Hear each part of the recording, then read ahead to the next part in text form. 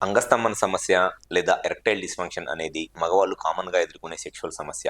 అయితే ఈ అంగస్తంభన సమస్య లేదా ఎరెక్టైల్ డిస్ఫంక్షన్ లాంటి సెక్షువల్ ప్రాబ్లమ్స్‌ని ఎదుర్కొనే చాలామంది మగవాళ్ళు ఓపీలో నన్ను కన్సల్ట్ అయినప్పుడు చెప్పే ఒక కామన్ ప్రాబ్లమ్ ఏమిటి అనంటే, సెక్స్ చేద్దాము అనుకున్నప్పుడు పెన్నిస్ పెద్దగా అవుతుంది, గట్టిగా అవుతుంది అండి. కానీ కరెక్ట్‌గా పొజిషన్‌లోకి వెళ్ళి ఇట్లా వెజైనాలోకి ఇన్సర్ట్ చేసి సెక్స్ చేద్దాం అనుకునే టైంకి పెన్నిస్ మెత్తగా అయిపోయి బెండ్ అయిపోతుంది. స్టిఫ్‌నెస్ మెయింటైన్ అవ్వట్లేదు. లేదు అనంటే సెక్స్ చేస్తన్నప్పుడు ఇట్లా ఇన్సర్ట్ చేసి సెక్స్ చేస్తున్నప్పుడు సడెన్‌గా పెన్నిస్ మధ్యలో సాఫ్ట్‌గా అయిపోయి, మెత్తగా అయిపోయి స్లిప్ అయిపోతుంది పెన్నిస్ అనేది చాలామంది కామన్‌గా చెప్పే ఒక ప్రాబ్లము.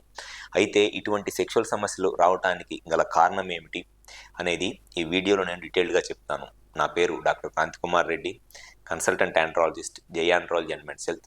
మాకు విజయవాడ, వైజాగ్, రాజమండ్రి, నెల్లూరు మరియు కర్నూలులో బ్రాంచెస్ ఉన్నాయి. నేను మగవాళ్ళలో ఎటువంటి సెక్షువల్ సమస్యలున్నా, ముఖ్యంగా అంగస్తంభన, శీఘ్రస్ఖలనం లాంటి సెక్షువల్ ప్రాబ్లమ్స్‌కి నేను ట్రీట్మెంట్ చేస్తాను.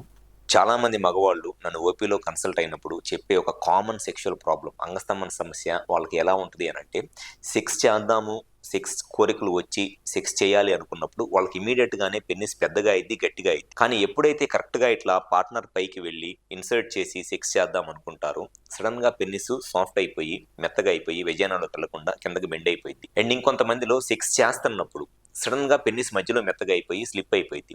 సో ఇటువంటి సెక్షువల్ సమస్యలు ఎదుర్కోవటానికి అంగస్తంభన సమస్యకి ముఖ్య కారణం ఏమిటి అనంటే, వాళ్ళకి పెన్నిస్ లోపల ఉండే కార్పోరా క్యావర్నోజా అనే మజిల్ ఉంటది. ఆ కార్పోరా క్యావర్నోజా అనే మజిల్ డ్యామేజ్ అయిపోవటం వల్ల స్టార్టింగ్‌లో ఎరెక్షన్ బానే వస్తది. అంటే హార్మోన్స్ నార్మల్‌గానే ఉంటాయి వాళ్ళకి. పెన్నిస్‌కి వచ్చే బ్లడ్ ఫ్లో బానే ఉంటది.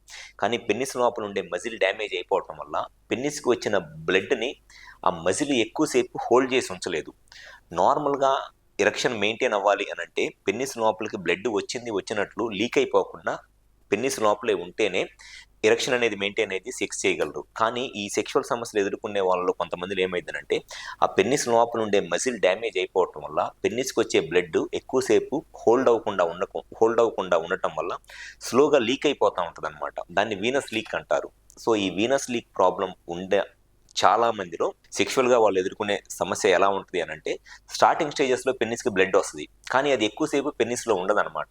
కరెక్ట్‌గా ఇట్లా పొజిషన్‌లోకి వెళ్ళంగానే ఆ బ్లడ్ అనేది స్లోగా లీక్ అయిపోవటం వల్ల ఎరెక్షన్ తగ్గిపోవటము, లేదు అనంటే సెక్స్ చేస్తున్నప్పుడు సడెన్‌గా పెన్నిస్ మధ్యలో మెత్తగా అయిపోవటము, లాంటి సెక్షువల్ సమస్యను ఎదుర్కొంటా ఉంటారు.